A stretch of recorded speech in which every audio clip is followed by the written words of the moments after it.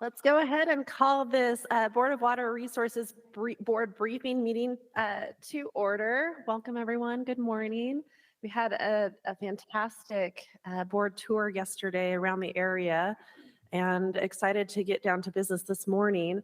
I will save my formal thank yous for all of the work that went into yesterday's tour for the actual board meeting. So I think we should just go ahead and jump into business, but it was a truly spectacular day and such a great opportunity for us to get out here and put our eyes on all of the great things that are going on in this neck of the woods. And Charles, especially thank you for helping to lead up those efforts. Like I said, let's just go ahead and jump into the briefing for the morning, but I would like to kick it off with just a short conversation with Claudia Cottle. She leads up Bear Lake Watch, and I've had the opportunity to chat with her a little bit about the area in the past in a former job as an economist thinking about water needs and preservation and planning in our state. And so I'm thrilled that she's here this morning and would love to hear a little bit more about the area from you. And again, thanks for coming, Claudia. Got the green light here? Green light, yep. And I'll actually take the opportunity to remind my colleagues too that red is off. And then if you push the button, green is on, and that's how you'll use your mic. Thank you. Thank you so much for having me and letting me do this, kick you off this morning. Does that sound right? This kickoff. Yeah. And a big welcome. We're so pleased that you would take the time to come up here and have your meeting here. Thanks to Charles, is our best buddy to get that done. So, and all the work. I'll let you do all the things, but I know all the work that it takes to put these things together. So I really appreciate that. And appreciate all of you and this board that you represent people from all the corners of Utah. Sometimes things kind of get centralized. And so I come from one of those corners. I grew up in the Uinta Basin. I grew up in Vernal. My parents' family had the Dinosaur Motel, so a lot of you may have been there. Appreciate that. And also my husband, who's also partner with me in running Bear Lake Watch, had construction that he has to be to this morning, but he comes from a different corner, and that's the southeast corner of Idaho. And his father was born, and David had the opportunity to be in Bear Lake every summer of his life because his dad was a pilot. And speaking of, that's how our families got together. Our dads were in the first class of civilian pilots at Utah State in 1938. And so stayed fast friends. David's dad went to United Airlines. My dad went to Panama with the Army. As they came back to real life, they've stayed fast friends. And that we used to vacation in Bear Lake, and they would come to Vernal, and we would go to the mountains and hunt and fish. And so that's kind of my connection. Kind of 30 years later, our paths crossed, and we've been married for 23 years, and I think we've been doing Bear Lake Watch for 25 years. One of our first dates was to a Bear Lake Watch meeting because his dad was one of the founders of the organization. He said, we need some younger people. As a matter of fact, I was right in this building when it was a little bit different building. So that's how David and I got involved in this organization. And it's been around since the early 90s. That came about because there were issues that arose.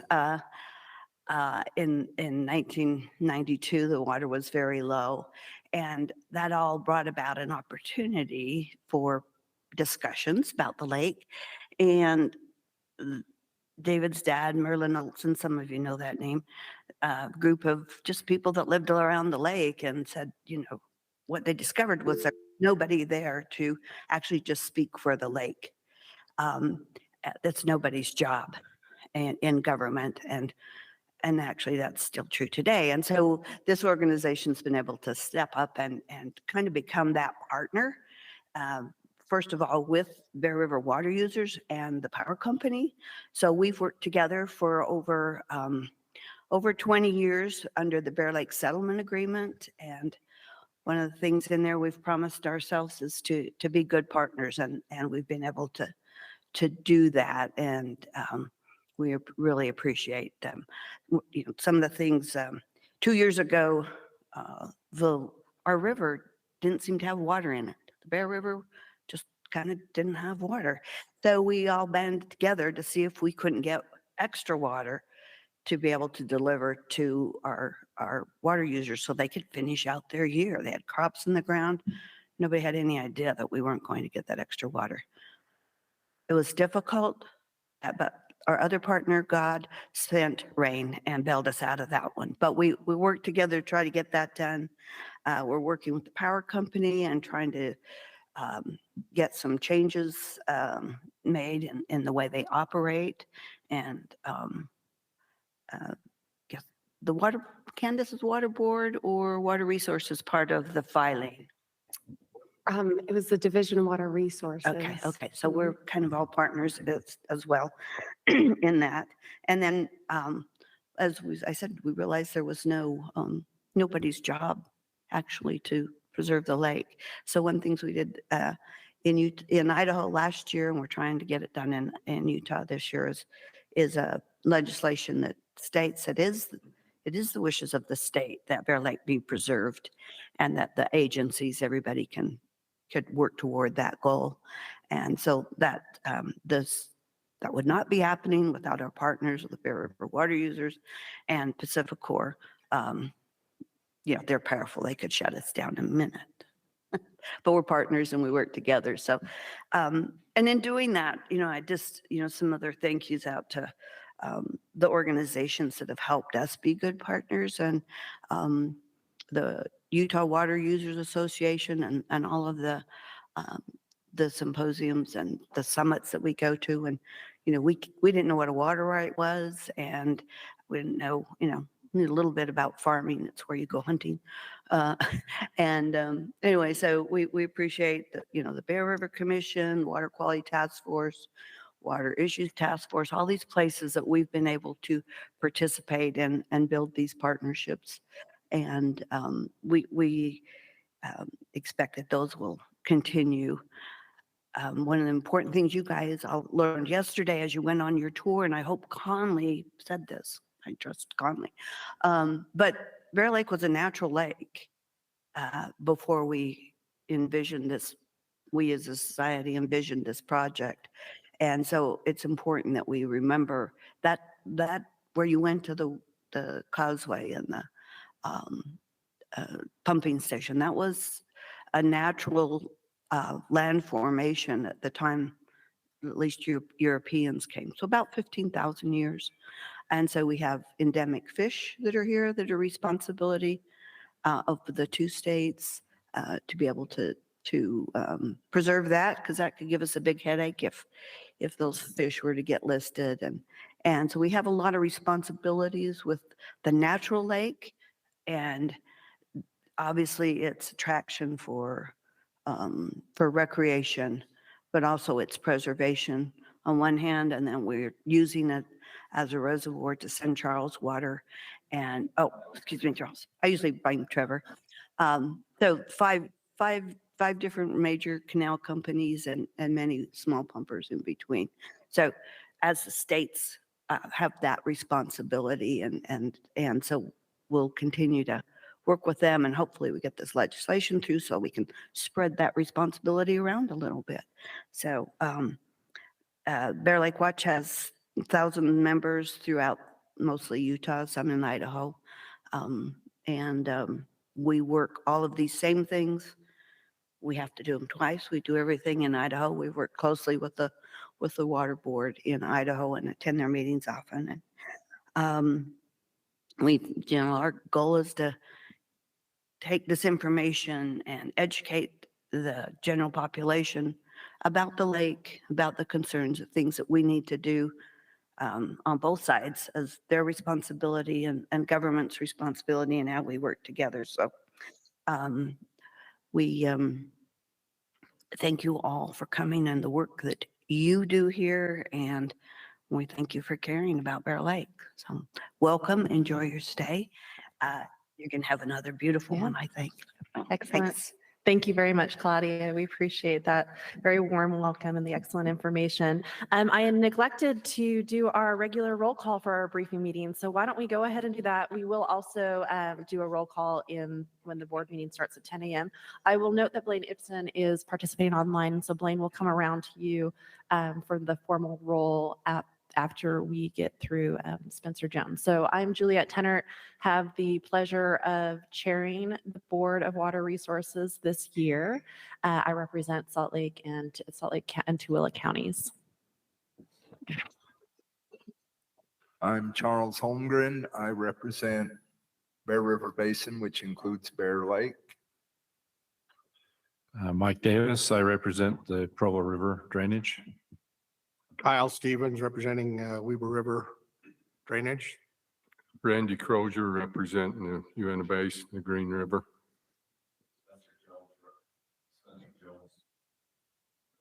Third time, Spencer Jones representing the lower Colorado Basin.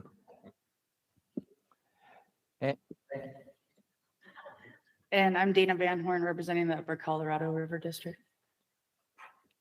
And I'm Blaine Ibsen. I'm participating virtually online. I represent the Sevier River District.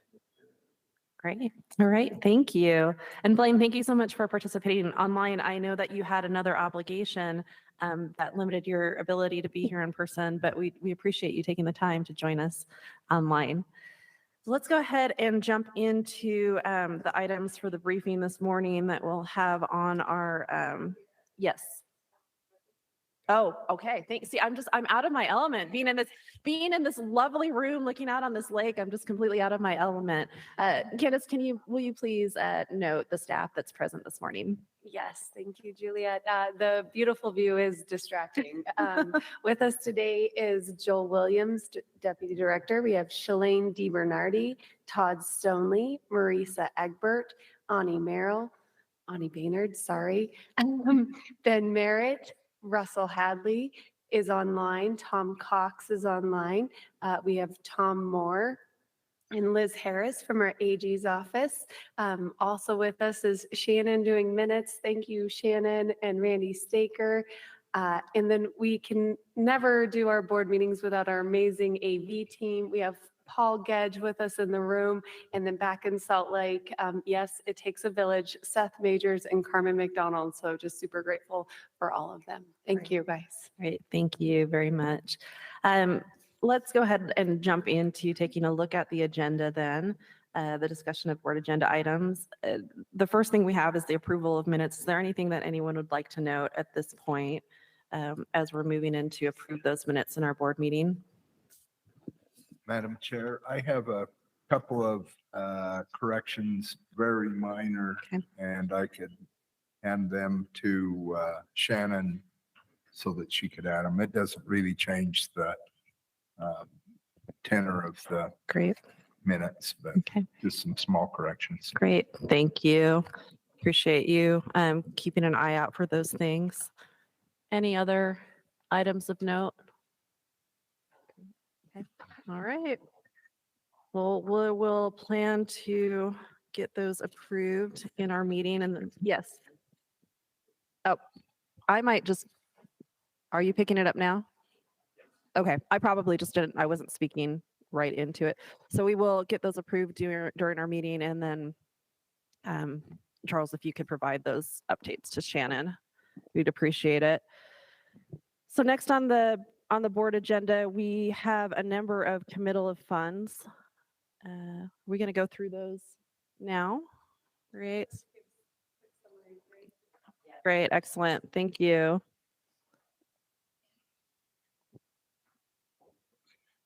Sorry, let me get this open just real quick. And am I on okay? Is it working? So Tom and Russell are not here in person. They are online in case you have any questions, specific questions about their projects. Ani is going to present Russell's projects, and Ben begged me to let him present Tom's projects yesterday. I was like, wow, last minute, sure. So the very first one, Manti City Creek, that one is actually mine. And so just kind of give you the layout of this. This one is just for we've already authorized and committed the loan, or excuse me, the grant. This is just committal of funds for the loan. We authorized the loan earlier. All the rest of those from Lehi down to Weber Basin are those that came in for additional funding, where they received their maximum in their first round. And then they came back for additional funding with the grant money with what we had left over. And these are the ones that went through that prioritization process that we went through. So the numbers they are going to have all different numbers on the grants. So some of them also have their information for the bond, the loans.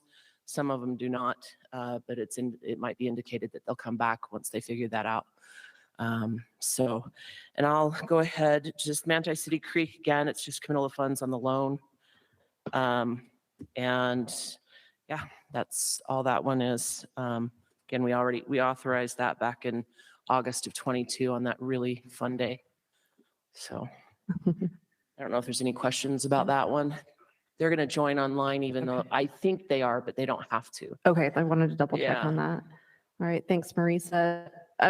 Yeah, I remember this one. It's committal of funds, so we should have full information. But Blaine, did you have any comments or insight to add to this one? It's in your area. No, not really. It's pretty straightforward. As Marisa said, the grant's already done. This is just on committal of the loan portion of it, and pretty straightforward. I would be happy to make a motion on it. Perfect, thank you. All right, excellent. Right. Should we go through all of them here? They're all just additional funding. There is one that's a little bit different. It's Syracuse. All the rest are straightforward as we've done them before. Try to explain this. Other than Syracuse, all of them on the first round, they gave a cost estimate that matched to be able to get 70% exactly from the funding, or from the grant, the first round. Syracuse gave us their project cost, the entire project cost back in August of 22. So the 16,400,000 is that. So they maxed out at 10 million and we're only at 61% a year ago. So this is getting them more funding that brings them whole to 70%. So it's only a 9% grant on this one today. So you can see the table that we show the grant, and we put RM 029. That's from the first application they sent in, and that we authorized a year ago. But these are all new project numbers. Just to add a little clarification from the morning person versus the night person, I think the simple way to think about it is all of these other projects are for additional meters. They're putting in more meters. This is just to get them up to 70% for the meters they already asked for. That's the only difference in Syracuse. All right, thank you. Mike, one of these is in your area. And then Kyle, it looks like the rest are in your area. Do you want us to go through them right now, item by item? Do you feel the need? I don't think we need to, Okay, just unless double there are checking. some questions that the have board them. members have. Okay. For that, we can save some time and Great. hold that discussion for the full board meeting. Okay, great. Mike? I'm the same. Okay, I've excellent. read through it and I think I understand it. Okay, excellent. All right, And well, then we go do ahead. have the special item, the dam safety. Okay, that's great. So let's go ahead. So let's plan on, if you could make the motions for the items in your areas and then on those committal of funds. And I likely won't if we do have the applicants present, I likely won't call. All of Is them it are online. Okay, There, apparently someone from Lehi is driving up, Okay, so if someone's from Lehi, okay, but the rest but some from Lehi are also online. I've sent Candace the list okay, of those because all of those are required to be online because for them it's a new project and gotcha. it's new. And so they're Okay. all required to be present except Manti City. Okay, gotcha. Yeah. So we do have a list of those that will Okay, be great. joining online. Well, if they're required to be present, I will Yeah. at least give them the opportunity to share whatever they would like to share with us. Yeah. Okay, thank you. All right, so then the next, Madam Chair, yes, please. I was just going to Mhm. offer the comment that even though they're not required to be here, if they've made the effort to participate, we at least ought to give them the option of. Yeah. I agree. Okay. We might have that like with Manti or something or Hurricane Yeah. or something. It's great. Okay. Great. And then Because you'll, sometimes they just like to say thanks. great. And you'll keep us posted with the list of who is Yeah. present. Okay. All right, great. Thank you. All right, so next is that special item. And I don't want to take away from Ben's excitement All right. to, you know,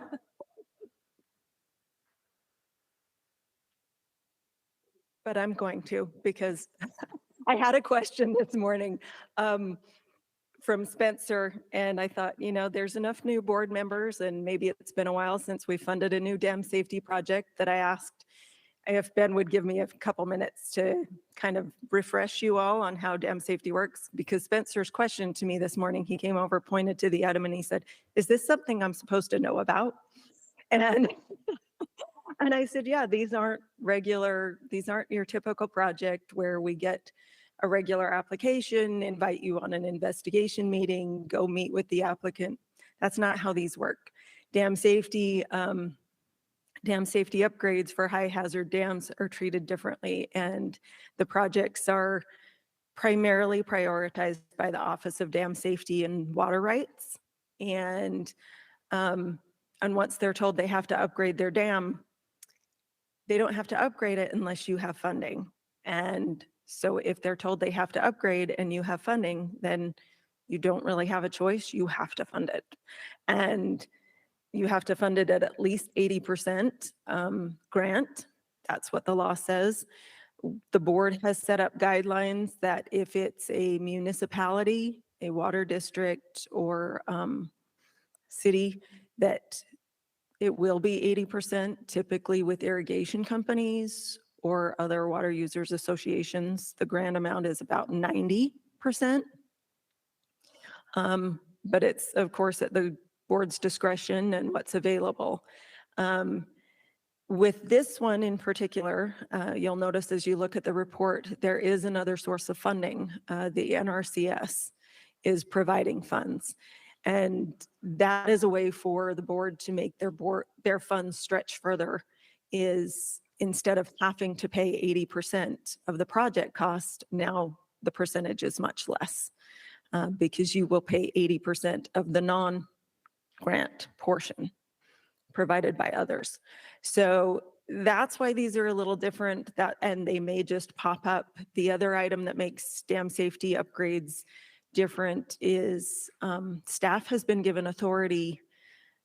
This was long time ago. This project this funding became available and program started because engineering fees for dam safety upgrades can be pretty high.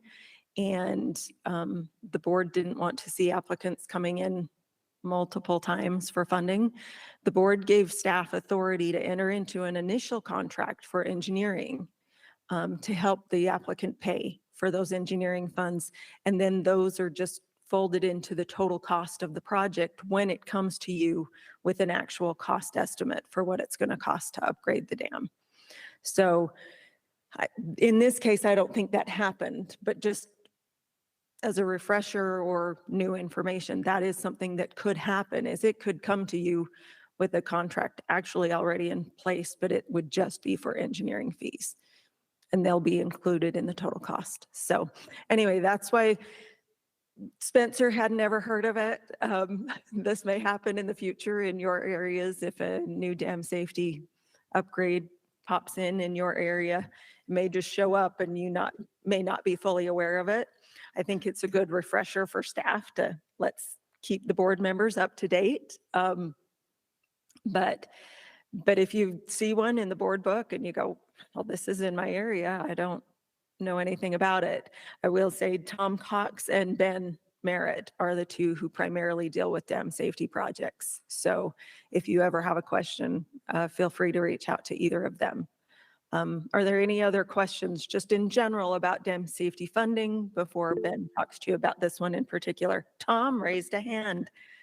Go ahead, Tom. Yeah, since you're kind of explaining the overall program,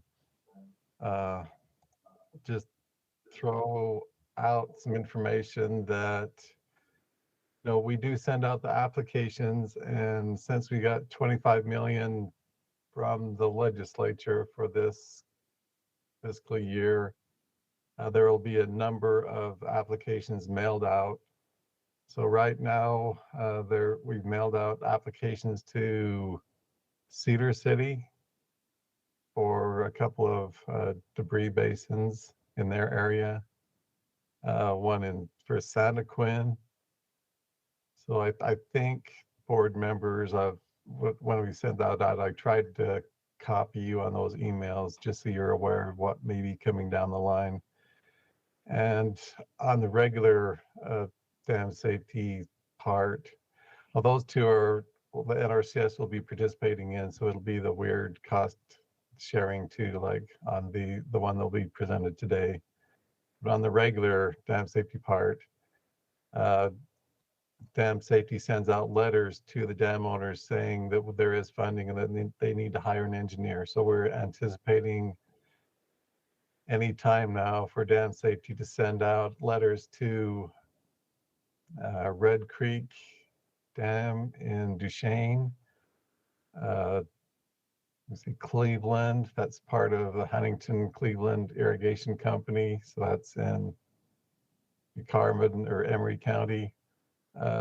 Palisades Lakes, that'd be in Sanpete. So I know that those three are going to be going out anytime now. So just so you're aware, you may be getting applications from them. So if you Thanks, Tom. have any other questions, you can just let me know. Thanks. And yeah, that is the one difference with this program is applications aren't available online. People can't just send them in when they think they need to. As Tom said, we mail applications and say, okay, now you're on the list. It's your turn. Let us know what you need. So I noticed this comes out of the revolving construction fund. Is there a separate component for dam safety in that fund? There is, and I told y'all last time that I would separate that out, and I didn't do that yet. I meant to make that apology at the status of funds discussion, but I'll do that now. I just haven't had the time. There's just some accounting things. We know we got the 25 million. Yeah, the law is very clear that we can only spend money that was appropriated by the legislature for dam safety. So we can't take other regular revolving construction fund and put it towards dam safety projects. What we spend on dam safety projects has to be exactly what the legislature told us we can spend on dam safety projects. So they do put it right in the revolving fund, but it is kind of in our accounting, it's all the same thing, but specifically we do keep track of what's dam safety and what's not. So.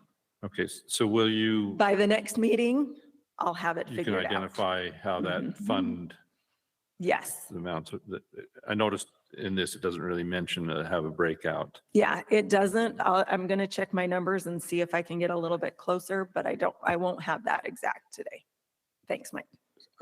Another question on that, then it goes into the revolving fund, which would indicate that it would be a loan, but it's not a loan, it's a grant. Right. Because it doesn't revolve. Right. But even though it's required by law to go into that yes, account. It's a fun little, yeah, I guess we look at it as kind of a sub account. I mean, yeah. Thanks, Shalane. That was great. Yeah, thank you. Okay, Ben. Well, while we're on the subject of high hazard dams, I think it's safe to say that the backlog of high hazard dams in the state that need upgrades is pretty extensive. And so another source of funding that we've been pursuing the last couple of years is through FEMA. through their High Hazard Potential Dams Grant Program. Last year, there was approximately $22 million available, and we were able to secure a grant for only about $250,000, which we are putting towards Salt Lake City Public Utilities Lake Mary Dam. This year, however, there is $180 million available. So, and we've been working with Egbert Taylor, the Assistant State Engineer, to get our National Inventory of Dams list updated so that we have all of our dams appropriately labeled, so that they'll be eligible to enter into the program. So we're hoping to maximize the amount of funding that we'll receive through the program this year. So I think our state is eligible for up to a maximum of $7.5 million. Hopefully we'll get all of that. Moving on to Hurricane City, I'd like to apologize to Board Member Jones. I had ample opportunity to discuss the project with you and didn't, but I'd be more than happy to later on today, if you wish. So the Hurricane City project, they have a debris basin called Frog Hollow, which is located south and east of Hurricane City. It catches flood flows from the watershed. It prevents a lot of water, a lot of flood water and debris from entering the city. The dam it was constructed in 1955. It's been worked on 2 times since then, once in 1978 and once in 1980. And I'll save some of the details for our meeting later. But the 1978 project, they did not use good materials in that project. They used what is called soluble soils. They didn't know that at the time, but we do now. So basically those soils dissolve, and so there's been sinking and cracking in the dam. They attempted to fix it in the 1980 project, but failed. It continues to be an issue today. So they proposed a project to basically remove all of that faulty material and replace it with good material. And they are also going to do some work on their primary outlet. It's currently a 24-inch reinforced concrete pipe, and it is appropriately sized. However, there are the NRCS, their minimum pipe diameter, I think, is 32 inches. So that's one reason they wanted to replace it. Another reason is that the pipeline is 40 years old. And once they redo all these improvements on the dam, the pipe will reach its useful life before the rest of the improvements do. And that's basically the most fundamental part of the dam, or one of them anyway. So they're wanting to replace that along with everything else so that they all age at the same time. And then also, once you get around and start doing excavation around the pipeline, there's serious risk of cracking. And so for those reasons, they want to replace the pipe. So the total project will include removing and replacing the problematic soils, capping the top of the embankment, armoring the upstream face with cobbles, installing a 2-stage sand and gravel filter, lowering the crest elevation and sloping the exit to increase the capacity of the auxiliary spillway. I forgot to mention there was hydraulic analysis done, and the auxiliary spillway can't handle the design flood without overtopping the dam. So they're needing to work on that also. And then finally, they will be removing and replacing the primary outlet pipe with a 30-inch HDPE pipe. So the project is expected to begin hopefully this fall, and they'll probably be finished by spring. They need to be done before the monsoon season. Otherwise, we'll have to delay the project for another year. Total expected cost is $8.2 million, with approximately $2.3 million coming out of the dam safety grant, $5.3 million coming from the NRCS, and then the applicant, their portion is $574,000, but they have some on-site material which they're going to contribute or sell to the project, basically as an in-kind expense to cover their portion of the project. So, any questions on that? I had a question. So is the sand filters, are they running completely through the dam, or? Yeah, they do. There's one. So basically you're removing the dam and starting over. Not entirely, but basically. I don't know how you put sand filters in if you don't remove. There's already a stand filter in place now that's that they're going to be pulling out and replacing. Okay.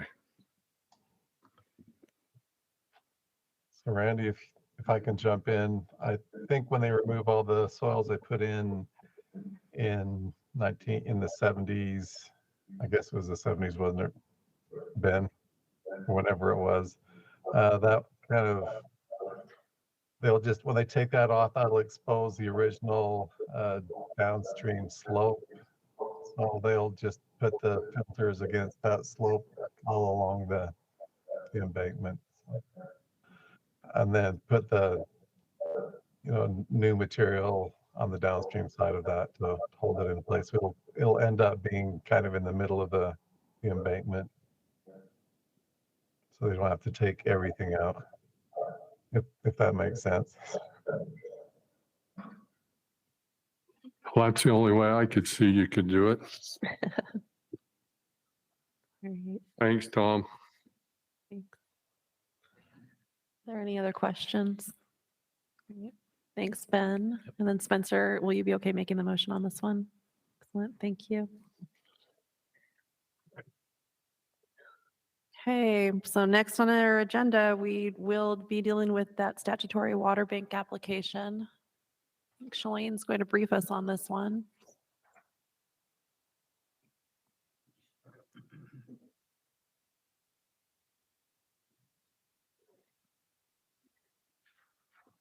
And I don't know that there's a whole lot to talk about in the briefing meeting. I put a lot in my report. There was a lot of information there.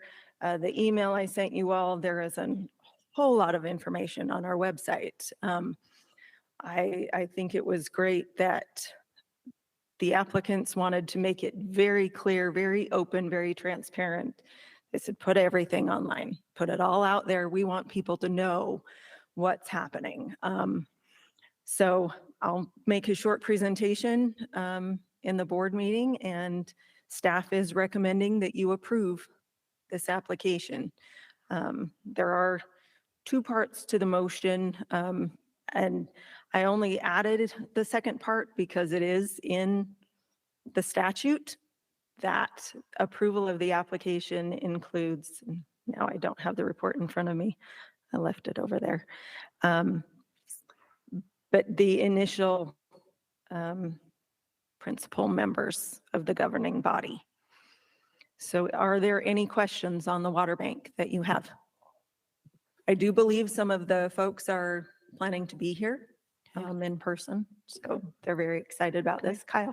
No questions, just a comment, even though it's out in the Uinta Basin and stuff, it looks like they wanted to memorialize the name by calling it the first water bank of Utah. Yep. I believe so. More power to them. I just had a question about kind of process. So we had the like kind of kickoff to public comment. It all blurs together whenever that was. September 5th. That was so 1 month ago. Yeah, well, it was 1 today. month ago today, and so it was all in service of getting to this meeting where we can look at this. Did we have a lot of comment come through? Not a one. Okay. I have the comment form open. We did leave that online form open for the full 30 days. It's still open now. I just checked it and haven't received a single comment. People, hello. Yep. Okay, we can hear you then. It sounds okay. The people that were in person at the Vernal meeting were all involved in the bank. Great. There wasn't anyone, Paul now knows he's going to have to check that. That's what happened to you last time. Oh, Chair. is that what was going on? Gotcha. Their system shuts off. Yeah. So, yeah, the people in attendance were all either with Vernal City or Ashley Valley Water and Sewer or their attorneys or WetX or the regional engineer. So we had no one else make any comment on this whatsoever. Okay, Great. Well, I think we did our due diligence in making the opportunity available. Yes. So feel good about that. Okay. All right. Thanks. And then I'm just trying to learn how this works too. So Mhm. um, in the establishment of a water bank, then what type of criteria are required? I noticed that we've got Vernal City, Ashley Valley Water and Sewer, and then WetX, which Mhm. is, looks like a corporation out of Salt Lake. So are they like an advisor to them or something? And Yes. I'm just wondering what's required to Right. put this So, together. so what's required, and it's a little bit interesting to apply for a water bank, for a statutory bank. An applicant has to have a perfected water right, which is what Vernal City has. Vernal and Ashley Valley, I don't know if you noticed on the application, there are two first pages because I asked them, since they were applying as co-applicants, to both fill out that first page, then the rest of the application is all the same. WetX is one of the founding members because they are providing the digital platform, the electronic means of housing the records. So Vernal City and Ashley Valley are already involved in water transactions. WetX is the organization that came to them and said, we can help you make this happen digitally, electronically. So But that's, that lets them be on the board though, as yes, part of the governing body. yes. Okay. That gives them, and as noted, the representative of WetX that will be on that governing body is a real estate and water attorney. So while he's working with WetX, help get this WetX company running, he does have experience in this, so he's got the experience to serve on this type of board. So let me ask another question. I'm just trying to understand how these boards work. If they're the basis for this, and they're on the board, can they also do other water banks? And can they do the second and third water banks? And does that become a conflict at some point? If they're not part of the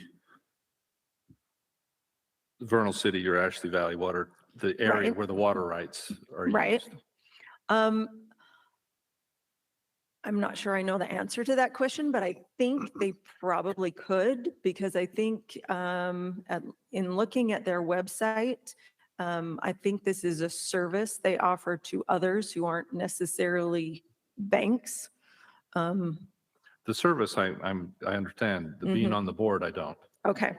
And that's probably a good question for them. I'm not sure I can answer that question. Just following up on that, and then I know, Randy, that you've got a question, and just confirming it again, because we put it into our motion, do we have the authority over approving the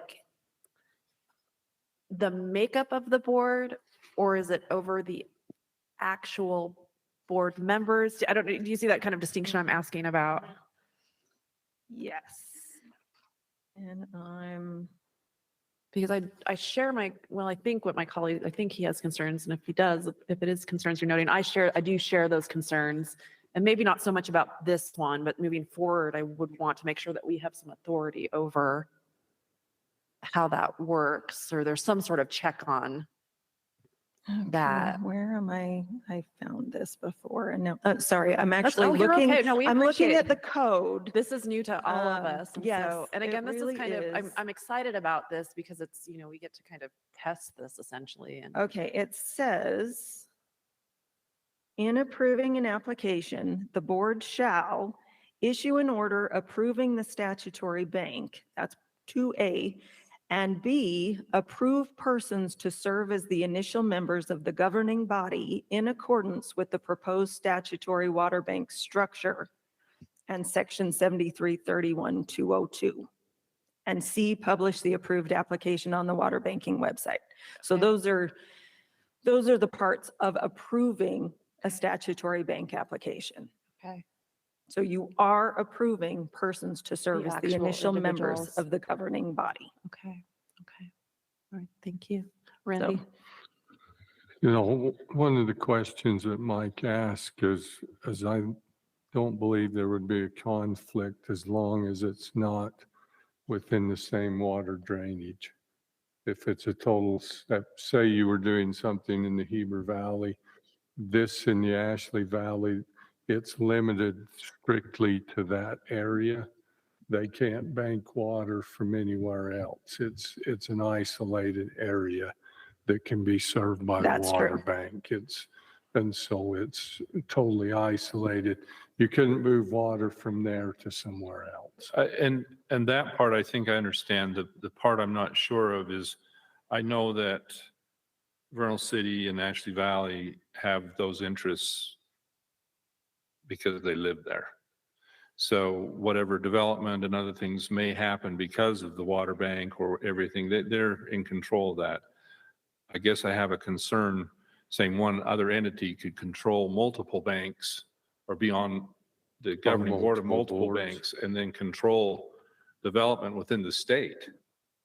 I understand the water rights stay in the area, but there's a lot more than just that going on with these water banks. Some of them have been in the past, as I've discussed with other people, for the promotion of development of the state and economic development, which is great. I'm not sure I want one entity controlling that. Local entities, I'm all over. That's great. Okay. That's where my concern is. No, I can see your concern there, but as the way I understand it, it's pretty, the state engineer, water rights has a big play in this as well. And so I think there's a lot of checks and balances there. You know, Second one will be my biggest question. well, and I was going to tell Kyle the reason there wasn't comments is because we're on the other side of the mountain and nobody gives about us. That's why there's no comments. Now, if it'd been in your area or Mike's, you'd had 9,000 comments come in. Well, and I But, do think it's helpful to note that each of the local representatives have 2 board members, 2 representatives of Vernal City, 2 representatives of Ashley Valley. There is only 1 for WetX. But I do think Vernal and Ashley Valley are the 2 to ask about this and if they have concerns. And I do believe WetX is planning to, I don't know that any of those folks are planning to be here, but I do think they're planning to be online. So Great. hopefully we can get your questions answered. All right. Gonna go to the director. Madam Chair, thank you.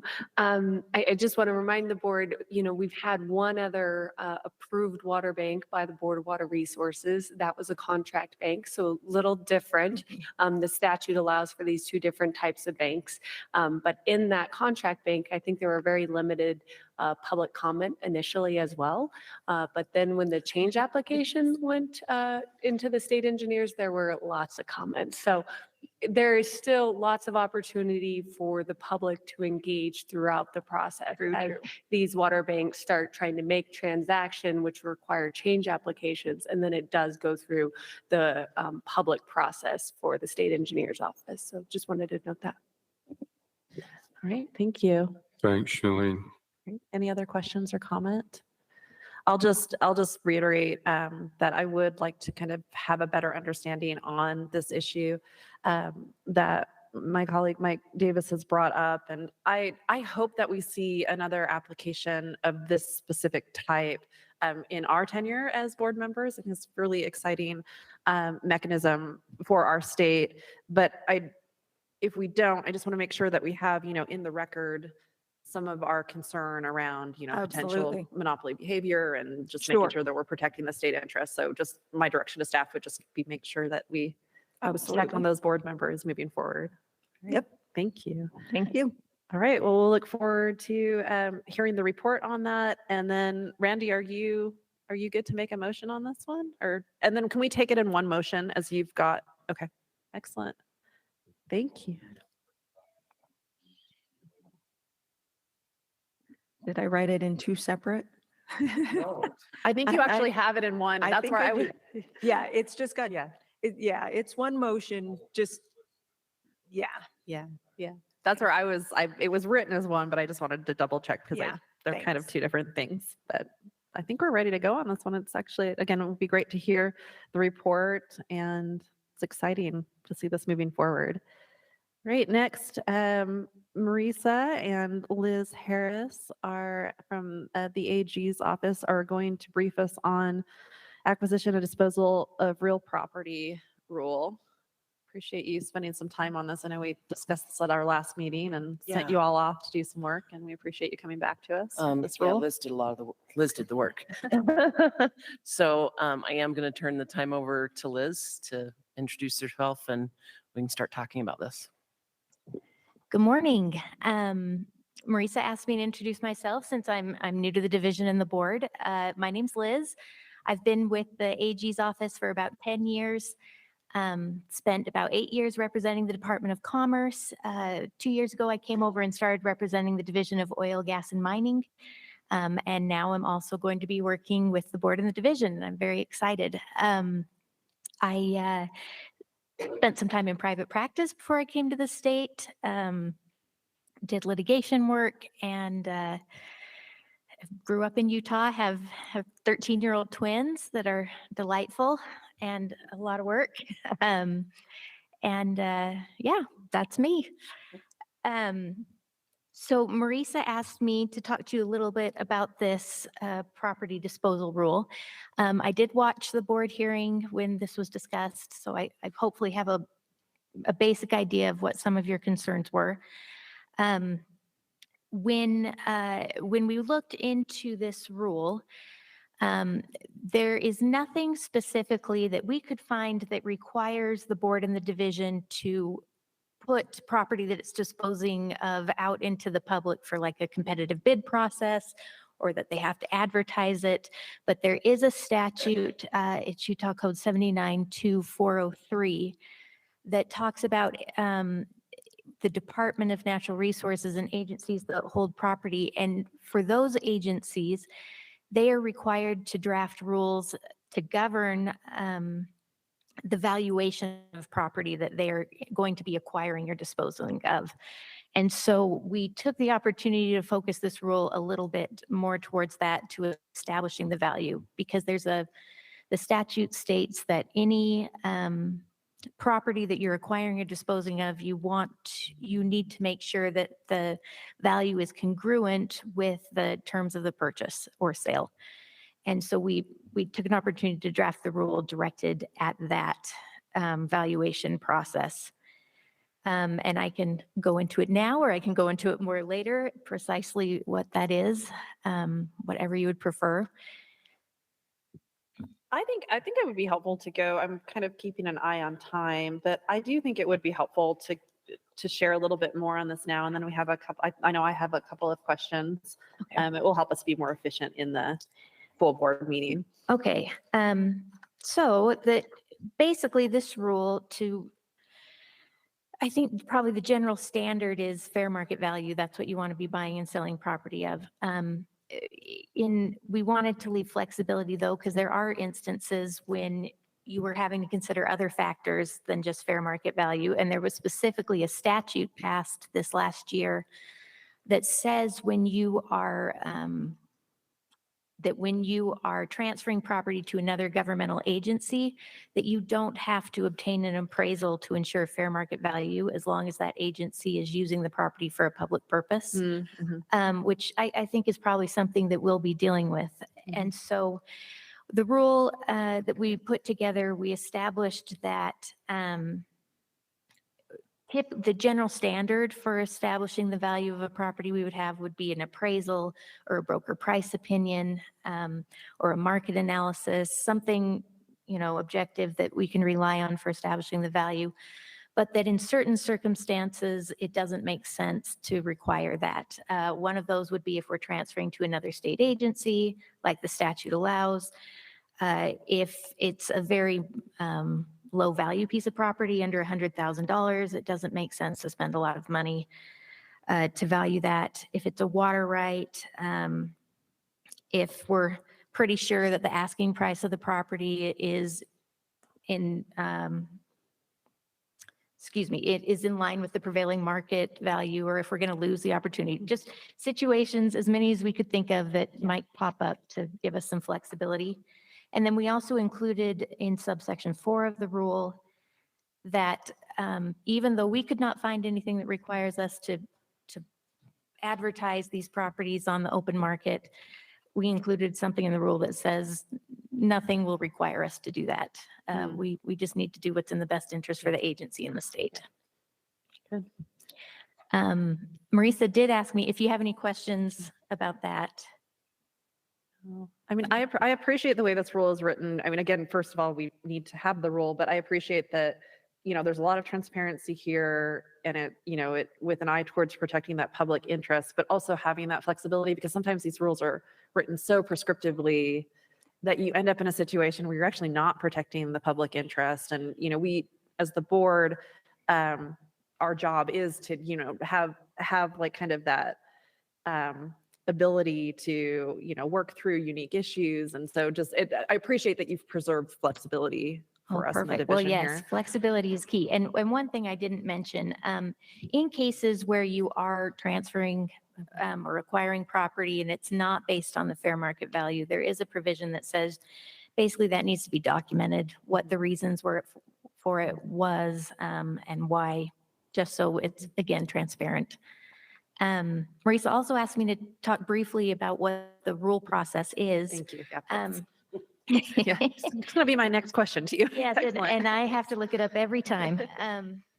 So if the board makes a motion to approve this rule and get it put in place, we will need to file it with the Office of Administrative Rules. There's a form we fill out. That's all sorts of fun that we send that to the office.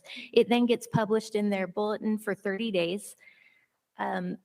Under the statute, if we receive, I think it's 10 public comments, or if we get an agency with over 10 members, a couple different factors.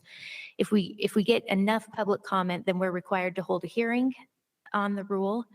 There's some timelines associated with that. I think it needs to be completed within 30 days of the date that we know that we need to hold a hearing. Once we have gone, if we don't receive the public process, once the publication is done, we can move to make that rule effective.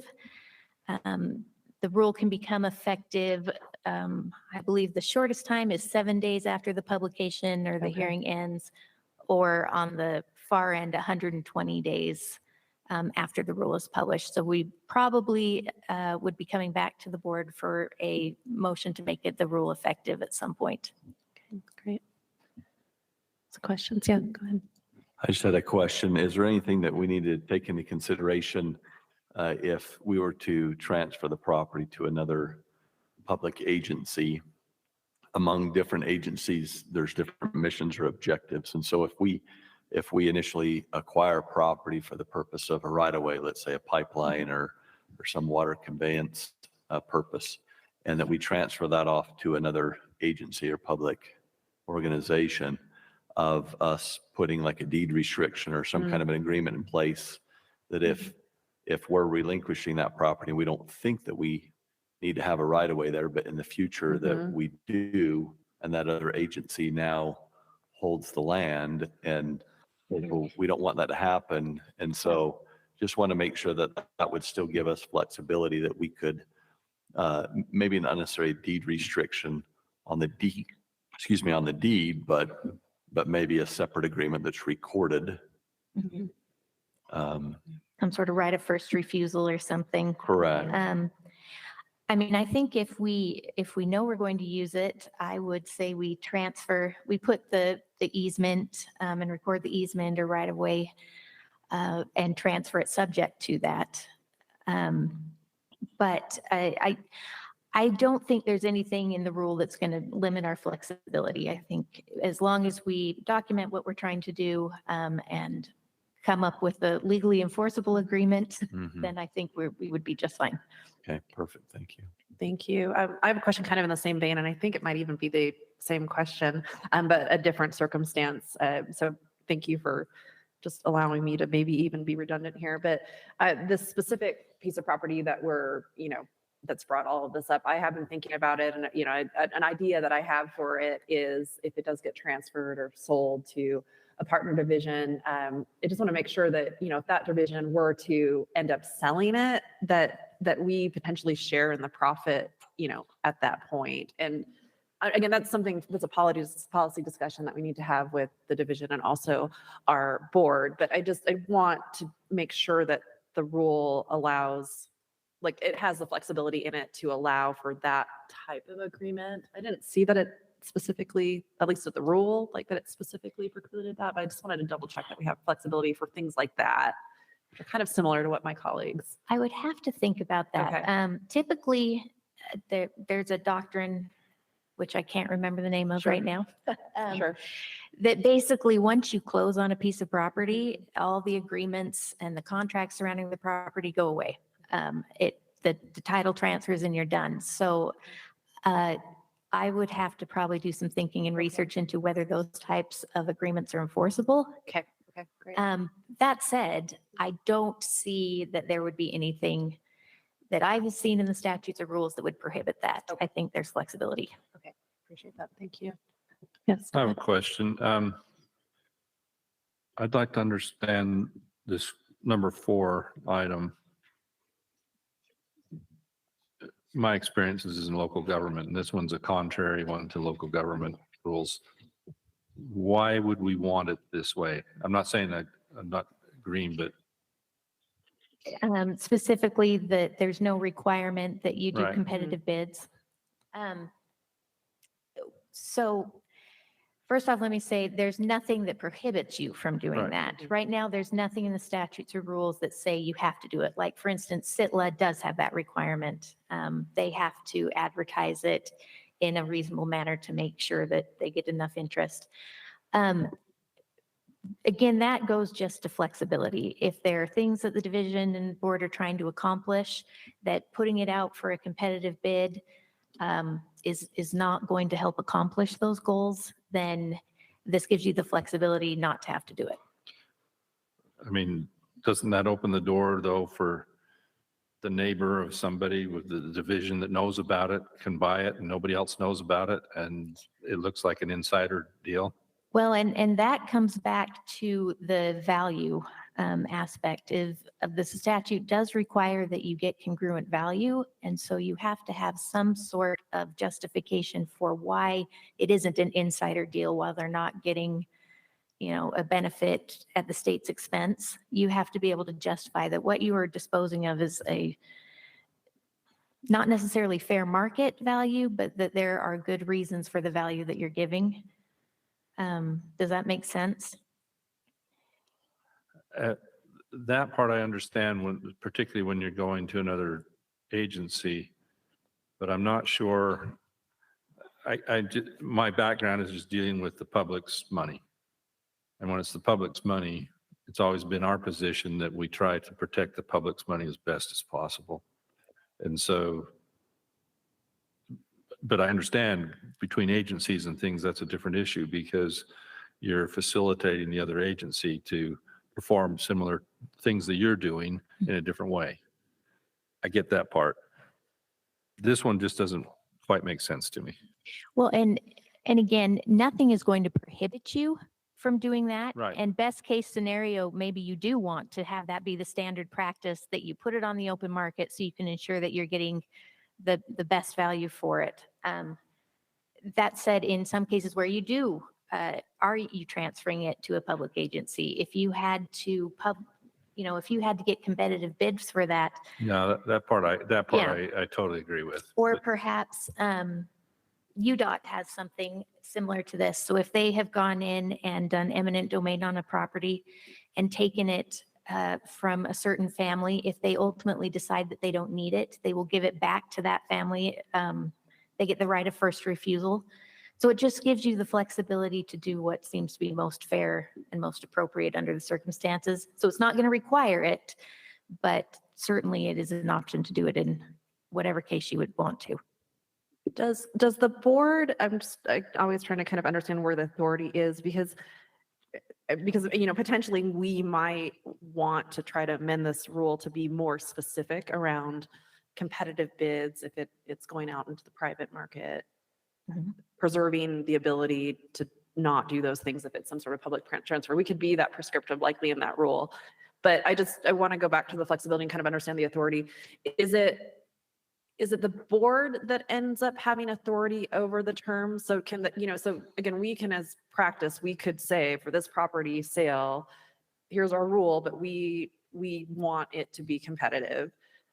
Is that the board's authority? Is it the division director's authority? Who has authority over, if it's not in the rule, like if the rule is giving us flexibility, who has authority over making those terms that are not prescribed in the rule? So the requirement that the value be congruent goes against the agency.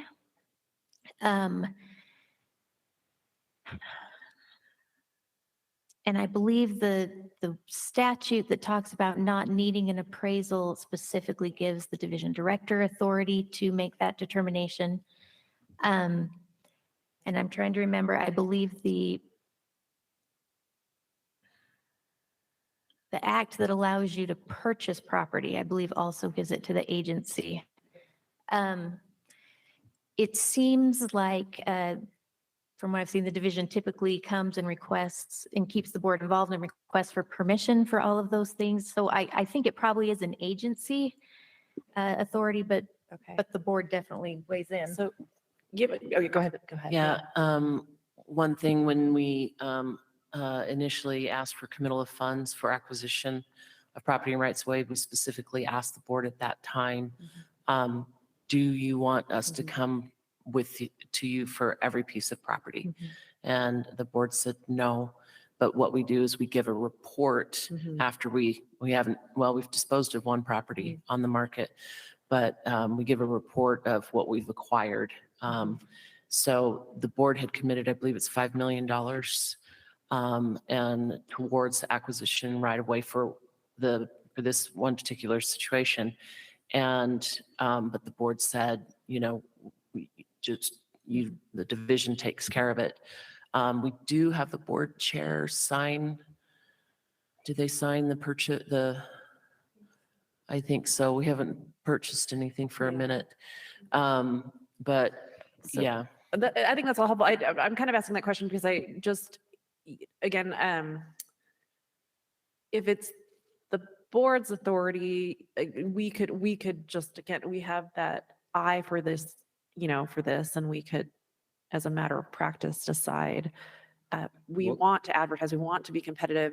If it's left to the division or the agency, not that I don't trust the individual people involved, but that might lead me to be wanting to be a little bit more prescriptive potentially in the rule, but I'm not sure how you all feel about that. And if I may, one thing that was brought up, and starting with the rule, feeling like we needed that, was the board did want to have that flexibility to be able to keep the property for the state of Utah overall. And, so if we were to sell to another state agency. And so, yeah. So that was Could we do, like, is it possible in a rule like this to do some sort of kind of carve out for if the determination is made that the property would be sold to a public entity, it does not have to go for some sort of approval? Well, it does not have to go to competitive, like the criteria around public advertisement, competitive, competitive bid.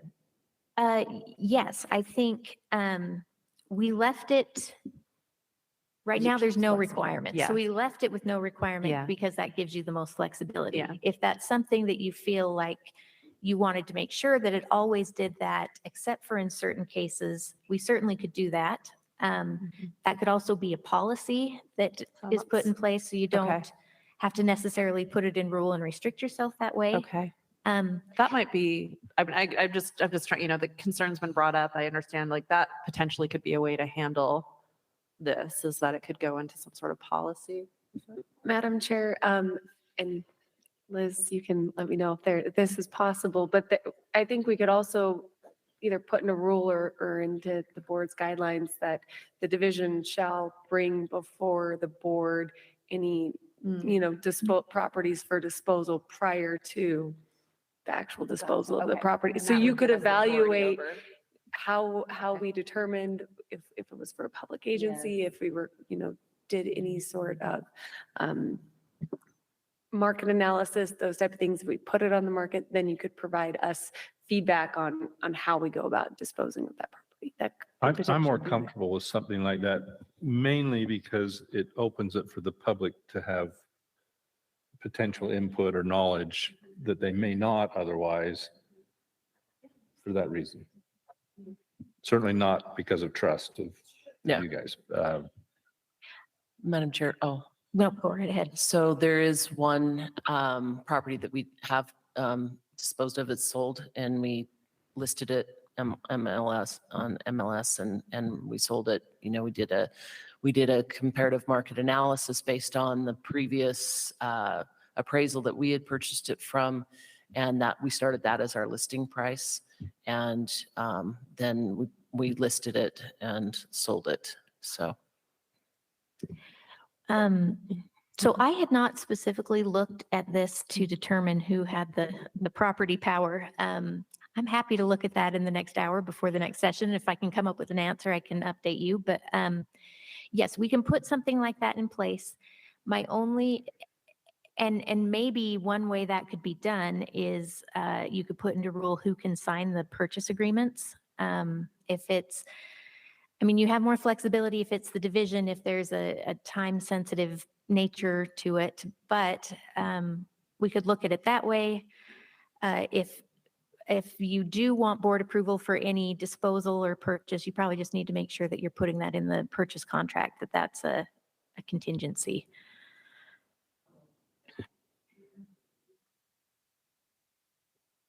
I'm kind of trying, so to the rest of the board, I feel like given this discussion, I'm interested in a slight amendment to this rule, given what we've been talking about. Mike, it sounds like you're there, but just to the rest of the board, how are you all feeling about asking for a slight amendment here? Or do you feel good about how this as is? Go ahead. If I might chime in, I can understand the concerns, but on the other hand, these are probably not too large of dollar properties most of the time. They're probably very seldom you're over $500,000, I would guess. And I hate to see us tie the hands of the division and our director of being able to conduct business as well. And so, I myself, I hate micromanaging. And so I don't want us as a board to become a micromanager on everything, just to keep that in mind. That's, if you tie one hand behind their back, it's pretty hard to get the job done. And so we need to keep that in mind as we look at putting this together, that we look at all aspects of it and keep the flexibility so the division and the director can still, we probably ought to have a little oversight, but I don't want to see us micromanaging as a board. That's my 2 bits. Thank you. I guess my thoughts are, I agree with both Randy and Mike. However, I love the idea of having a policy instead of it in the rule. The rule seems like it has a lot of steps to get to change it when we have that one unique circumstance. Perhaps a policy that says we will always go out to bid unless the board votes to say no because it's in the public interest to not do that and we have a state entity that wants to purchase the property. That way, if something's coming down the pike, staff can even look to us to amend the rule, which can be done in a matter of weeks instead of months. And we don't look like we're flip-flopping on, our guiding principles to accommodate something in rule wise. That's just my opinion. Great, thank you. Anyone else? Yeah. I like what Dan is saying. Thank you. Elaine, I want to make sure you have the opportunity to weigh in if you'd like to. Yes, it's been an interesting discussion and there's merit on every point that's been making as I've listened to it and as I've thought about it. I agree with Mike. I agree with Dana. I agree with Randy. And I think Spencer and I are on the same page with that Great. too. When did you become so dang agreeable? I'm just nice and agreeable today, Randy. But I like the concept of a policy Okay. as opposed to the rule. But I do think that we don't want to micromanage. I remember distinctly, I was chair at the time we were having lots of these things, and I had with Marisa lots of signatures that I had to do lots of reviewing and things like that. And we don't want to micromanage. I have good confidence, but I also agree with what Mike is saying. We do have an obligation to make sure that we're doing things. So I guess I would like to see it in the form of a policy that the board be appraised of these type of things as Dana was suggesting.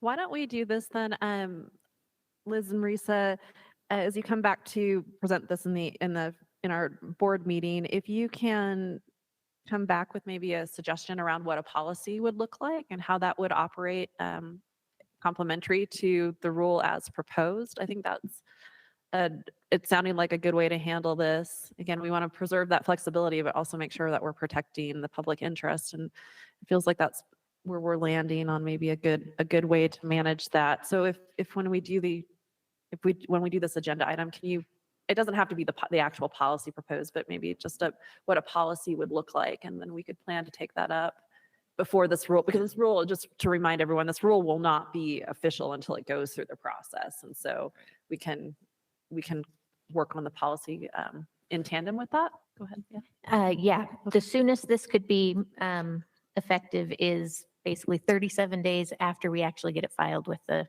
actually 37 days from publication. I think they only go out once a month, the publications. And Madam Chair, if I may, I'm just trying to get clarification. Are we saying a policy instead of a rule or in conjunction with a rule? A policy in conjunction. So the rule I'm proposing, and then, we'll see where this goes with the vote, but I'm proposing that we would approve this rule as is to move forward through the process, but then we'd have a policy around how these transactions come back to the board. And again, there's just a formality in having that policy and documentation that would preserve our ability to make decisions around how these things are offered up at market. And this is why I asked Liz to be here in person, not online.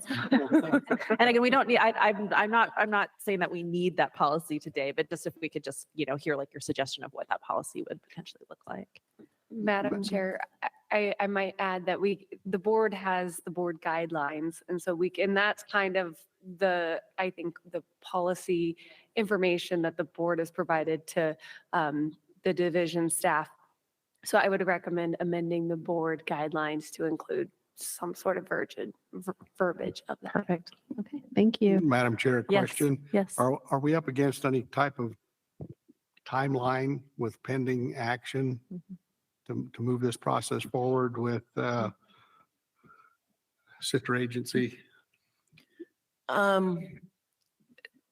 We've had some other discussion. Do you want to?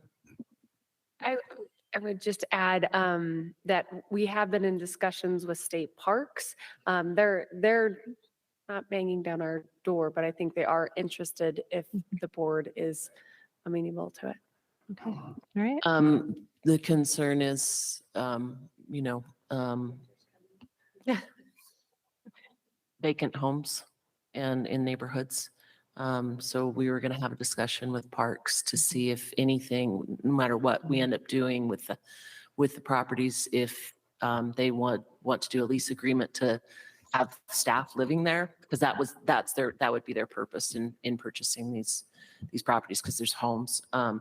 And so we're going to be in discussions with them to see if they at least want to, get in there and not only allow their staff to live there, but they can shovel the driveway, not me. That's what I was And- going to say. Secondarily, you're looking for someone to mow the lawn and take care of the Yes, sir. shoveling of the snow. And making sure the AC's off and the furnace is now on. So you're assuming it's going to snow this year? Well, the if you were on forecast? the bus yesterday, I think we should let it snow. Dana? I'd be happy to make the motion Perfect, to, okay. to approve this. If you Great. guys think the motion should be amended to say something about amending the policy or the guidelines that Candace mentioned, I'm happy to do that. Just get it to me before so I don't mess it up. Excellent. All right. Thank you very much. All right. Well, thank you. And thanks for taking the time. I think this discussion was time well invested, and appreciate everything that you all are doing. All right. Next, we've got the cloud seeding report and a request for funding, and Todd Stoneley's got that. Welcome. Thank you, Todd.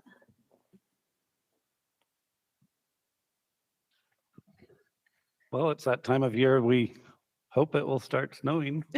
So we need to get our cloud seeding contracts in place. Marisa just told us it's going to snow. Well, it already You're- has. you're There's some snow hedging up here there. a little.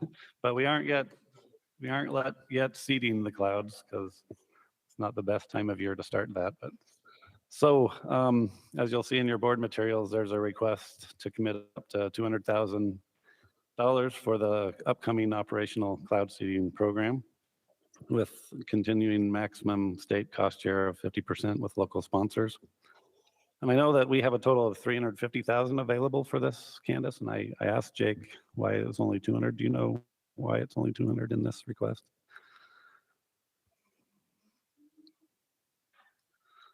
I do not. I might have to call him. He is available today, Yeah. so. We might want to call them. Typically we have been contracting for about 350. We Yeah, made the last that couple of years. change a couple of years Mhm. ago. But I think the 200 is what comes from the special C and D. The other is division funds Part of the appropriated by sales the tax. legislature. That's and part so- of the 116 so- sales tax. There's 150,000.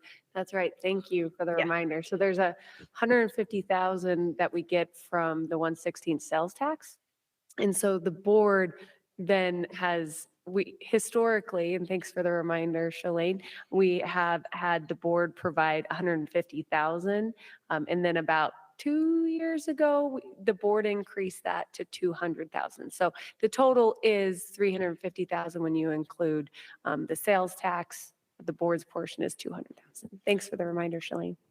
Yeah, that's what I suspected it. That 150 came from a different source. So then you'll see in the board report that the actual expenditures for this last year were 1.6 million. So you're probably curious, where did all that extra money come from?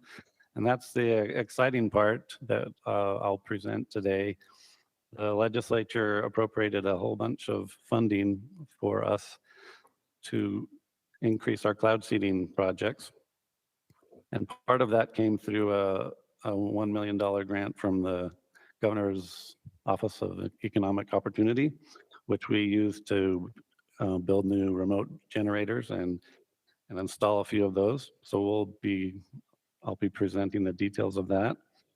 But the kind of a brief summary of the funding that was made available this year: 1 million through GOEO, 2 million one-time supplemental was given to us for the fiscal year 2023.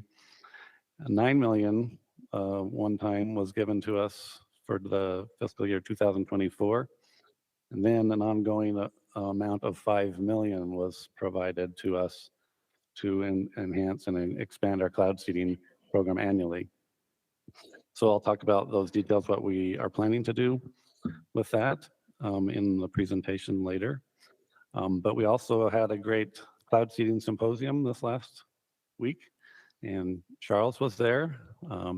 I think you're the only board member who was able to make it, Charles. But it was a great event. We had people from other Western states present on what they were doing in their program. We had experts talk about the science, environmental impacts, the science of cloud seeding. Just to let people know, we had the media. We had 3 media outlets come and actually do news stories on cloud seeding, and that our efforts to increase that. So it was an awesome event for us. And we invited a lot of the operational people to come and have a discussion about how we can enhance and improve our cloud seeding program while we have this opportunity to do so. So with that, I'll keep that brief. If there's any questions I can answer now, I'd be happy to. Thank you. Any questions for Todd? Madam Chair, just a comment at the cloud seeding symposium. From my perspective, it was 4 or 5 people gave pretty convincing arguments of the effectiveness of cloud seeding. They were well-respected people from Colorado, from NOAA office out of Colorado, and Nevada and Idaho, as well as University of Utah. But it's interesting how the project is looking toward additional aircraft application of cloud seeding. And one of the things that impressed me was if you hire an aircraft, whether the aircraft is flying or not, you still have to pay for it while it's sitting on the ground.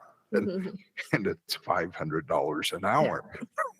I thought, wow, that's pretty brutal, but it's cost effective. So anyway, it was a good program.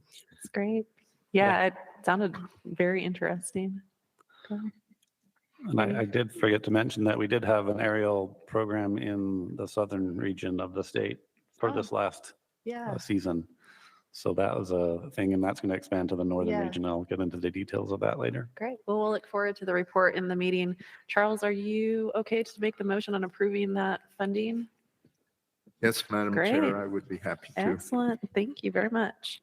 Madam Chair, just one comment. When we flew equipment into the high lakes, we were 15,000 an hour for stick time for a chopper, and 200,000 just to set them on site. So $500 sounds pretty reasonable.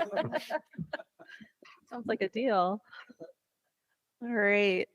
Next will we actually take action on the meeting schedule, or is it just there? Okay, so we will need to take action on our 2024 meeting schedule. I think that some dates were proposed to us previously, and we've provided some feedback on those days. I know that some of us will have some conflicts, but we'll just have to manage. But the 2024 board dates it looks like they're towards the back of our book.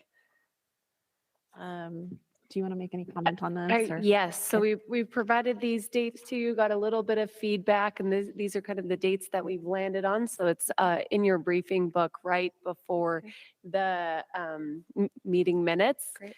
So you can view those.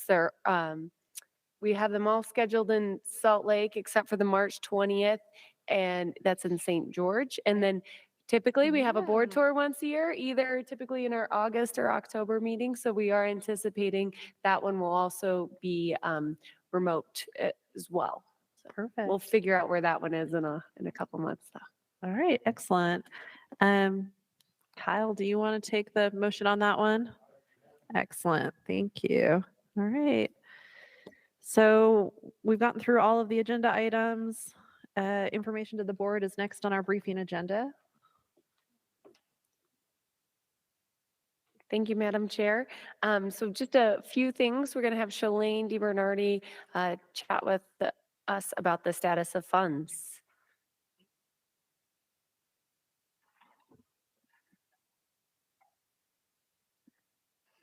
Okay. And I did pull up my spreadsheet, and this is what I haven't had the chance to check actual numbers. But from the 32 million, just over 32 million that's shown in the revolving fund, it looks like about just over 22 of that is actual dam safety funds. So there should be about 10 million available for other projects that are not dam safety related. I will get with our accountant and with Tom and Ben to verify that this is what's, so while he mentioned there was 25 million given to us from the legislature specifically for dam safety this year, we had actually finished a contract right at the end of fiscal year 2023 that took part of that money. So that's why I'm not showing the full 25 million plus the standard 3.8 million as available. So it does look like it's about 22.7 that's dam safety. So almost 10 million available for regular dam safety or regular revolving construction fund projects. And there's not a lot that you can see have funds committed, nothing currently authorized there. So we do have funds available for those. As you may recall, revolving fund projects are those where the board share is $1 million or less. And for irrigation companies, mutual water companies, and they can get 0% interest from that fund. So the city's water loan fund continues to grow slowly, but we haven't funded a project from there for a while. So if you know of a city in your area that's looking to do a project and needs some funding, the city's water loan fund can also provide 0% interest, but it is dependent on the board's affordability guidelines, what we recommend. The C&D fund is the big one where we've been funding all kinds of things, whether it's dam safety loans, other large projects, and of course, the big one lately, all the secondary meter loan funds are coming from there. But we do still have funds available in that one too. We do have a couple of applications we've received, have not prepared new application reports for you, but there are some questions out there. One project came to us from Metropolitan Water District of Salt Lake and Sandy. They were hoping to get some funding from drinking water and then come to this board and see what we could do to make up the difference. And drinking water said, never mind, we don't have funds. So now we're trying to figure out how to bring it to you, if we'll do that as an interest rate buy down or how it might be considered, because we don't want to spend all of the board's available funds on one project, but we do have some funding available. And then we move into secondary meter grants. Not a lot happening on the small system grant funds. Those ones we said we are going to work with some of these entities to figure out if we can get them where they're short on their ARPA funding, get these funds committed there as well. And then in the ARPA funds, the exciting part with everything you're seeing today, look at the balance of what's available after your action today. Nothing. We're asking you to commit the last of the $250 million.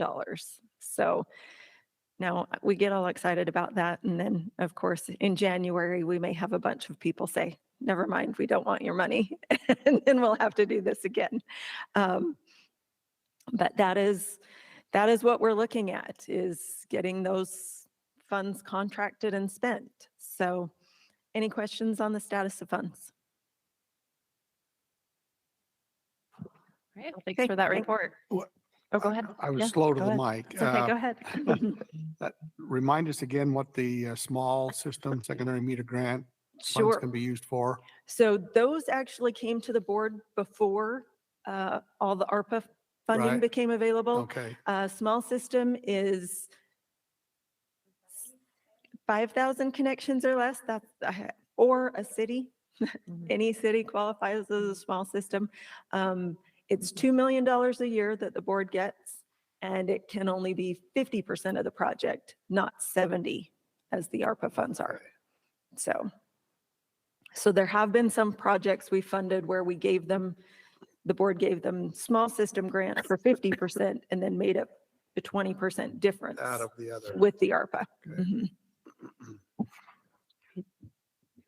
Okay, Great. thanks. Just to Thank confirm, you. yes, I'm double checking the statute. It is 5,000 or lower, fewer secondary connections. Because that has been placed on in conversations around secondary meter program, that there aren't requests out there, to use that money. Mhm. Yeah. Just seems odd that that's not, that's not all used up at this point.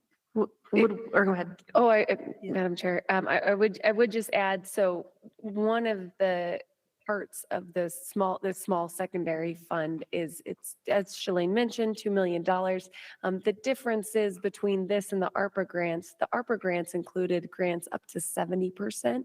And right now Yeah. with this, the statute is written, the cost share is a 50-50 cost share on the smaller secondary systems. So I think that's probably one of the reasons why there's been less interest, because they were trying to go for the higher grant percentage.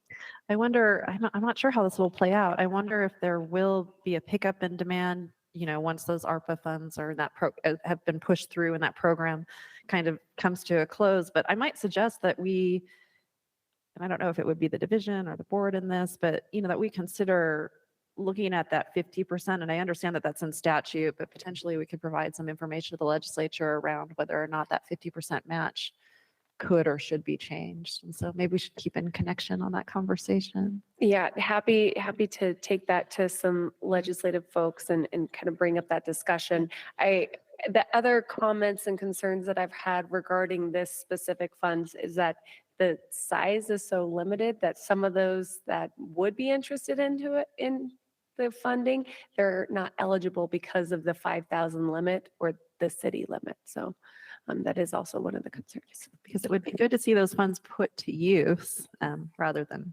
sitting there. Well, Madam Chair, that was a comment I was going to be make. If we're interested in conserving water and we find out that the 50% participation is a deterrent for those funds to be able to be used, perhaps we ought to be more active in suggesting, recommending, requesting that the participation amount be changed so that those monies can be put to good use. So. Thank you. Great, thank you. Just a couple other items. I know we're getting close to our next meeting, so I'll be quick. We always offer the board a status of the Lake Powell pipeline and provide an update. As we've talked many times before, there hasn't been significant changes at this point. Washington County Water Conservancy Districts is focused on water conservation and reuse as they're waiting for the Colorado River Basin states to resolve the Colorado River challenges. I don't know if they'll resolve them, but at least the policy and guidelines associated with them. As you might remember, this last legislative session, there was 50 million per year for about the next 4 years transferred from the WIRA account, the Water Infrastructure Restricted account, into the C&D account, specifically for entities within the Colorado River Basin that have implemented aggressive conservation for the use of water reuse, reservoirs, all of those type of things. And so obviously, as we've discussed, Washington County Water Conservancy District is pursuing a water reuse project right now, and I know that they will be making application for those funds. I have on my, notes just that I'm going to set up a meeting with the general manager at Washington County Water Conservancy District, Zach Renstrom, to discuss kind of their plans for application. So we kind of know, and I can provide information to the board on how they're going to go about pursuing those funds and their timeline and applications and those type of things. So I will work to get that done. I might ask Marisa, I know she's working on some of the other issues. There was a note on here about an exemption, to talk about the exemption status. Does Shalane want to do that? Kind of the process in which we're going through? Yep, it was you. Yeah, really briefly, I think, yeah. exemption for secondary, okay.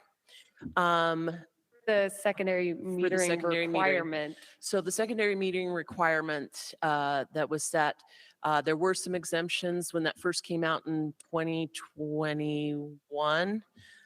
And then additional exemptions went in through the legislature this last year.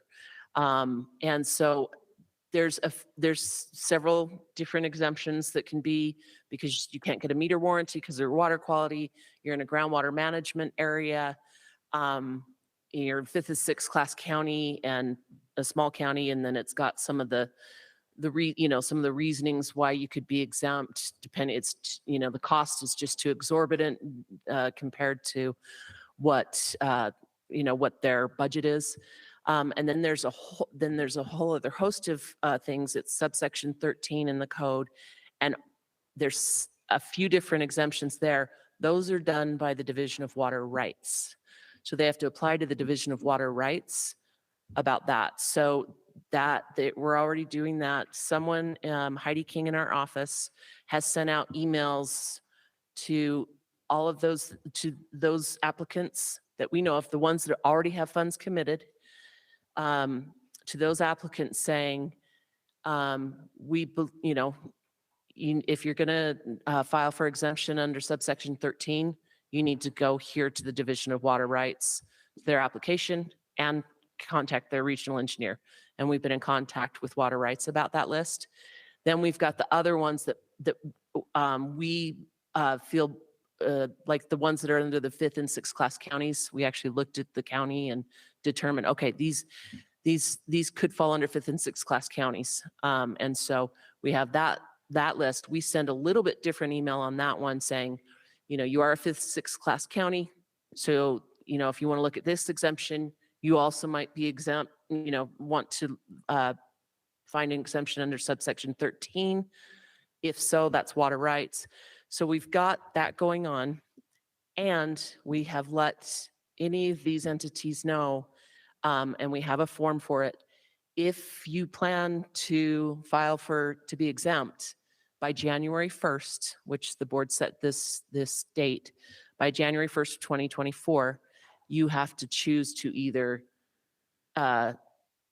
give the money back if you're going exempt, use some of the money for other water projects, but there's only one of those exemptions that allows that. One exemption that falls under water rights purview, that if they fall under that one exemption of the several options, they can use the ARPA funds for other water projects like leaky gates and those sorts of things.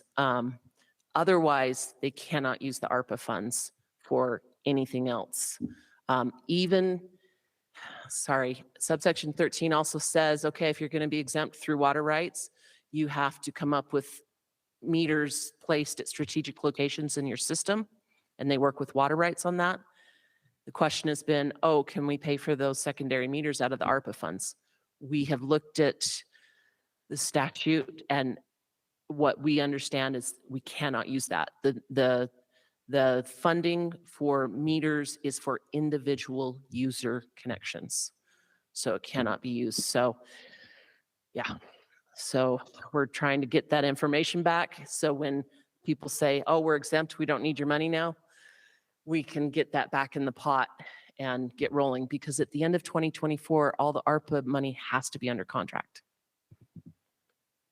Is that state statute language that restricts that to be single individual users as opposed to multiple? Yep.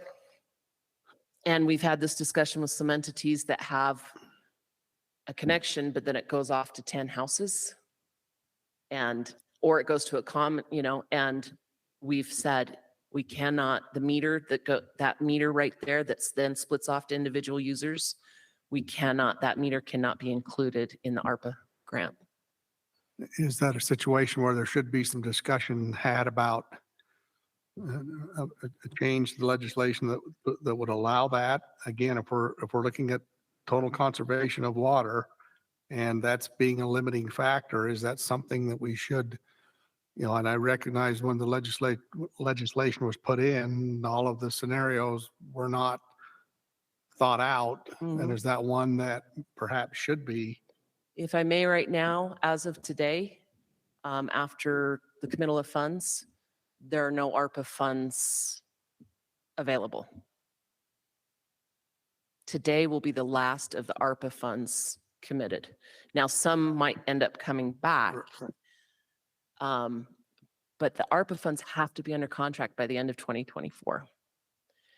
And so then there's the concern, yeah.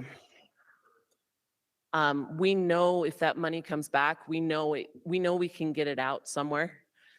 And it's, but it's probably going to be one of the applicants that already came in, that have these large systems that it's, the $10 million plus is amazing. And it doesn't even help a fourth of their system, maybe a fourth of their system, these large ones. Any thoughts on? I don't know. I mean, I'm happy to talk Yeah. with some legislators and discussions about it. I do think it, where we're down to the wire on ARPA funds, even if we get a few entities return the money, it's not going It's to not be a gonna be much. significant amount. So I don't know. We found a $14,000 thing where we kind of had a typo and we're like, oh, we found $14,000 more dollars. So that has been added. That's in the group for today. Yeah, that's like 3 more meters. So yeah, even the entities that are filing for exemption typically are smaller ones. And so, yeah, so we're not anticipating a lot of money coming back. Yeah. And the problem then too is if there is legislation, other things could come in and it takes time for us to interpret and understand what we need to do and how we need to write possible rule for that or how we need to handle that. And we might run out of time. Because then once we figure that out, then we got to have an application period, come to the board. So it gets, yeah, we'll get to the point where we might run out of time. That's my concern. All right. Thanks for that briefing. Okay. And then just finally, our next board meeting is on December 5th. As many of you know, every December we have the board meeting in the morning. So plan on a morning meeting similar to this one. We'll get the exact times out. It will be in Salt Lake. And then afterward, we will be having our holiday board luncheon. We'll be going to Rodizio. So look forward to seeing you guys all there too. Right. Anything else on that, Shalane? Okay. All right. That is all, Madam Chair. Okay, thank you very much. I will note that it is 9:48 now. We are scheduled to begin our next meeting or actual board meeting at 10 o'clock, but I would like to push that by 5 minutes. So we will begin at 10:05. That will give us a little bit of time for a break and just to get ready to move into that next board meeting. So I would be looking for a final motion for this briefing meeting. Madam Chair, before we Go ahead. adjourn, quick comment. Thought came to my mind when we were talking about cloud seeding. I am a contract employee of North Oh. American Weather, Okay. and I probably have some potential conflict of interest. I'm paid between $100 and $150 a year for that. So I don't know if it's appropriate that I make the motion, but I will have to abstain Okay. from voting. All right. Well, why don't we just to protect you and your interests, why don't we go ahead? Do you want to make that motion, Randy? Thank you. I appreciate that. Thanks for being conscientious about that. How about the final motion though for this meeting? Madam Chair, I will move to adjourn. All right. All in favor? Aye. All right. Aye. All right. 10:05. Thanks, you guys. Thank you.